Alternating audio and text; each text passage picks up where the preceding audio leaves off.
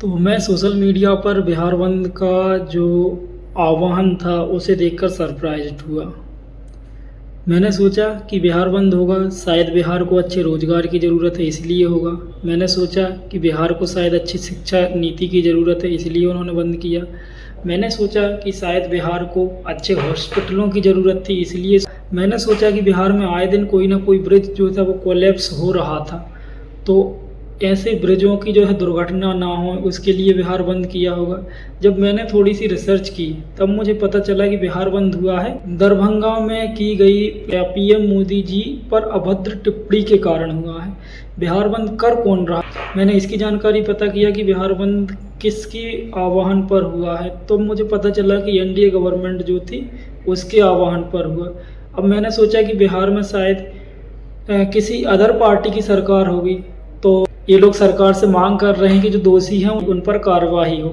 लेकिन जब मैंने पता किया तो वहाँ पे नीतीश कुमार जो कि एनडीए के सदस्य हैं उनकी वहाँ पे गवर्नमेंट है। तो ये आंदोलन आप किसके खिलाफ कर रहे हो? आप खुद सत्ता में हो, आप उसके बाद भी आपको आंदोलन करने की ज़रूरत पड़ रही है। जो दोषी हैं उन पर सज़ा होना चाहिए, उन पर कार्रवाई होनी चाहिए। मैं इसका बिल्कुल समर्थन नहीं करता कि दोषियों को बाइज्जत बरी किया जाना चाहिए। जो दोषी हैं उन पर प्रॉपर कानूनी व्यवस्था, कानूनी ढंग से उन पर कार्रवाई की जानी चाहिए। अब मेरा सवाल निकल कर ये आता है कि लोग जो भी आंदोलन कर रहे हैं, तो आंदोलन कर रहे हैं वो सारे के सारे बिहार से हैं। यदि पीएम मोदी जी की मां को गाली दी थी तो गुजरात में भी आंदोलन हो सकता था। क्यों? जो हमारे मोदी जी हैं कि उनकी जन्मभूमि गुजरात में है, तो गुजरात के लोगों को इससे ज़्यादा तकलीफ़ होना चाहिए था, लेकिन तकलीफ़ हो रही है बिहार के लोगों को। उसका रीज़न में भी हो सकता है कि बिहार में आने वाले कुछ टाइम में चुनाव है, तो हो सकता है कि एक राजनीतिक मूव हो जो बीजेपी और एनडीए गठबंधन को अच्छा बूस्ट दे सके, कांग्रेस की वोट बैंक को कैप्चर कर सके, या मे भी कुछ और रीज़न हो सकता है। क्यों? क्योंकि ये हमने पहले कभी नहीं देखा है कि कोई सिंपल गाली देने पर भी इतना बड़ा आंदोलन किया जाए। हमने मणिपुर में भी देखा, मणिपुर में हमारी कुछ बहनों को लोगों ने नग्न अवस्था में रोडों पर घुमाया है। उसके बाद भी उस टाइम हमारे पीएम मोदी जी और सभी लोग उस पर एक टिप्पणी नहीं कर पाए। अब जब उन पर बात आई है तब बिहार बंद जैसे घटना हमको देखने को मिल रही हैं। साथ ही साथ मैंने ये भी देखा है कि जो बिहार बंद हुआ है उसमें लोगों पर क्या इम्पैक्ट पड़ा है। मैंने एक वीडियो में ये भी देखा है कि एक गर्भवती महिला थी, उसको जो है डिलीवरी के टाइम जो पेन स्टार्ट होता है वो पेन स्टार्ट था और उसकी गाड़ी तक को रोक लिया गया इस आंदोलन में। क्या मरीज है? देखिए ये डिलीवरी केस क्या बोल दिया जाएगा, कहाँ जा दिया, नहीं जा दिया जाएगा, नहीं जा दिया जाएगा, नहीं जा दिया। अरे मरीज है तो पहले तो मालूम था। बताइए, देखिए यहाँ पर दिखाइए क्या है, उसको दर्द हो रहा है जाने दीजिए। नेताजी आप अभी नहीं जाएगा, जाने दीजिए। वो रास्ता निकल गया, निकल गया।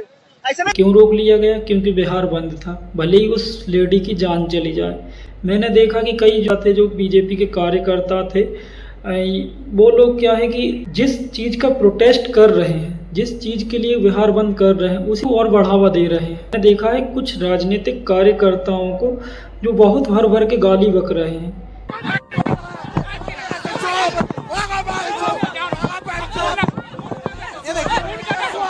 ये देखिए, कवर करिए, ये देखिए, मैं सिर्फ ये बोला, सुनिए।